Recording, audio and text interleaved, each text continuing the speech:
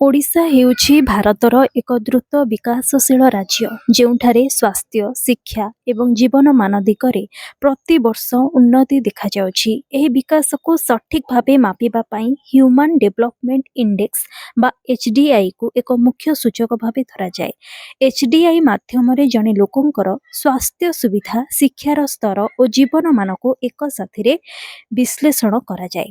ବର୍ତ୍ତମାନ 2025-26 ତ କୌଣସି ଡାଟା ଆସିନାହିଁ, କିନ୍ତୁ 2016 ମସିହାର ଡାଟା ଅନୁସାରେ ଓଡ଼ିଶାର କିଛି ଜିଲ୍ଲା ଏହି ତିନୋଟି କ୍ଷେତ୍ରରେ ଅନ୍ୟ ଜିଲ୍ଲାଠାରୁ ଅଧିକ ଉନ୍ନତି କରିଛନ୍ତି। ଆଜିର ଏହି ରିପୋର୍ଟରେ ମୁଁ ଆପଣଙ୍କୁ କହିବି HDI ଆଧାରରେ ଓଡ଼ିଶାର ଟପ୍ 10 ଡେଭଲପ୍ ଡିଷ୍ଟ୍ରିକ୍ଟ କେଉଁଗୁଡ଼ିକ ରହିଛି। HDI को केमिति मपाजाए प्रथमे जानतु। HDI equal to health plus education plus income, जहाको भी आमे लिविंग स्टाइल कही थाउ। एहाको 3 द्वारा भाग करा जाय थाए। तो मु आज आपनको कहिबे top 10 develop district in Odisha. Number 10 ने अच्छी गंजाम जिला, जार हेल्थ रेट अच्छी 0.6451, एजुकेशन बा साक्षरता रेट अच्छी 0.5322, लिविंग स्टाइल रेट अच्छी 0.4656, आउ एहार HDI स्तर रही 0.5427। नंबर 9 ने अच्छी सुंदरगढ़ जिला, जार हेल्थ रेट अच्छी 0.7351, एजुकेशन रेट अच्छी 0.6366, लिविंग स्टाइल रेट अच्छी 0.3553, HDI रेट अच्छी 0.5482। नंबर 8 रे अच्छी भद्रक जिला, जार हेल्थ रेट अच्छी 0.6997, एजुकेशन रेट अच्छी 0.6460, लिविंग स्टाइल रेट अच्छी 0.3683, HDI रेट अच्छी 0.5501।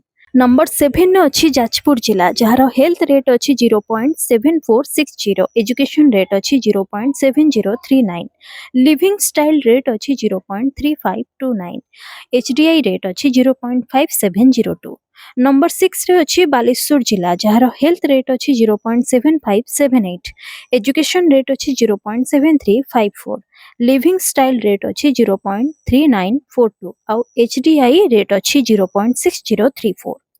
नंबर 5 रे अच्छी केन्द्रापड़ा जिला, जार हेल्थ रेट अच्छी 0.7213, एजुकेशन रेट अच्छी 0.7123, लिविंग स्टाइल रेट अच्छी 0.4288 एवं HDI रेट अच्छी 0.6040।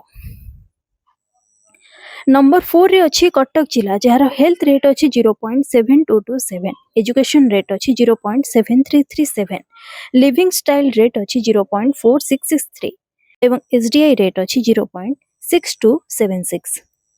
यहाँ पर नंबर 3 रे रही पुरी जिला, जार हेल्थ रेट अच्छी 0.7142, एजुकेशन रेट अच्छी 0.7842, लिविंग स्टाइल रेट अच्छी 0.4613 एवं HDI रेट रही 0.6369। नंबर 2 रे अच्छी जगतसिंहपुर जिला, जार हेल्थ रेट अच्छी 0.7677, एजुकेशन रेट अच्छी 0.8104, लिविंग स्टाइल रेट अच्छी 0.4496 एवं HDI रेट अच्छी 0.6540। शेषरे नंबर 1 ने रही खोर्धा जिला, जार हेल्थ रेट अच्छी 0.6748, एजुकेशन रेट अच्छी 0.7958 एवं लिविंग स्टाइल रेट अच्छी 0.5323। ए जिलार HDI रेट रही 0.6588। किंतु जदि आमे एही रिपोर्ट को छाड़िले वर्तमान स्थिति को अनुध्यान करिबा, ताहले टॉप परफॉर्मिंग डिस्ट्रिक्ट रे हाईएस्ट HDI वैल्यू अच्छी खोर्धा, कटक, झारसुगुड़ा और सुंदरगढ़ जिलार।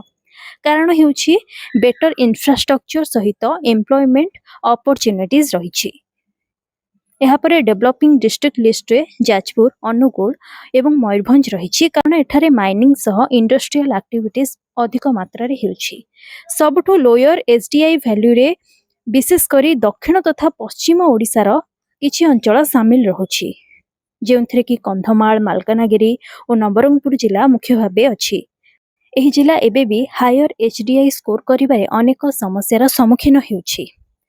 तेबे सब तथ्य को विश्लेषण कले यह स्पष्ट हुए जे विकास केवल आय उपरे निर्भर करेनि, बरं स्वास्थ्य सुविधा, शिक्षार गुणमान एवं मौलिक जीवन सुविधा सहित जड़ित ଖୋର୍ଦ୍ଧା, ଜଗତସିଂହପୁର, ପୁରୀ ଓ କଟକ ଭଳି ଜିଲ୍ଲାଗୁଡ଼ିକ ଏହି ତିନୋଟି କ୍ଷେତ୍ରରେ ସମତୁଳିତ ଉନ୍ନତି କରିଥିବାରୁ ଏସ୍ଡିଆଇ ରାଙ୍କିଙ୍ଗରେ ଉପର ସ୍ଥାନ ହାସଲ କରିଛନ୍ତି। ତଥାପି ଏହି ରିପୋର୍ଟ ଆମକୁ ଏହା ମଧ୍ୟ ସୂଚିତ କରାଏ ଯେ ଓଡ଼ିଶାର ଅନ୍ୟ ଜିଲ୍ଲାଗୁଡ଼ିକୁ ମଧ୍ୟ ସମାନ ଭାବେ ବିକାଶ ପଥରେ ଆଗେଇ ନେବା ପାଇଁ ଅଧିକ ଯୋଜନା ଓ ସୁଯୋଗର ଆବଶ୍ୟକତା ଅଛି। ଯଦି ସ୍ୱାସ୍ଥ୍ୟ, ଶିକ୍ଷା ଓ ଜୀବନମାନ ଉପରେ ସମାନ ଧ୍ୟାନ ଦିଆଯାଏ, ତେବେ ଆଗାମୀ ବର୍ଷଗୁଡ଼ିକରେ ଓଡ଼ିଶାର ସମସ୍ତ ଜିଲ୍ଲା ଉନ୍ନତ ଶ୍ରେଣୀରେ ଯୋଗ ଦେଇପାରିବ। ତ ଓଡ଼ିଶାକୁ ନେଇଥିବା ଆଜିର ଏହି ଇନଫର୍ମେଟିଭ ଭିଡ଼ିଓଟି ଯଦି ଆପଣଙ୍କୁ ଭଲ ଲାଗିଛି ତେବେ ଏହାକୁ ଲାଇକ୍ କରନ୍ତୁ, ଖୁବ୍ ମାତ୍ରାରେ ସେୟାର କରନ୍ତୁ। ଆପଣଙ୍କୁ ଆଜିର ଏହି ଇନଫର୍ମେସନଟି କିଭଳି ଲାଗିଲା ମୋତେ କମେଣ୍ଟ ମାଧ୍ୟମରେ ନିଜ ଫିଡବ୍ୟାକ୍ ନିହାତି ଜଣାଇବେ। ଆମ ଓଡ଼ିଶା ସହ ଜଡ଼ିତ ଏଭଳି ଅନେକ ଇନଫର୍ମେଟିଭ ଭିଡ଼ିଓ ଯଦି ଆପଣ ଦେଖିବାକୁ ଚାହାନ୍ତି ତାହେଲେ ଆଜି ହିଁ ମୋ ଚ୍ୟାନେଲକୁ ସବସ୍କ୍ରାଇବ୍ କରନ୍ତୁ।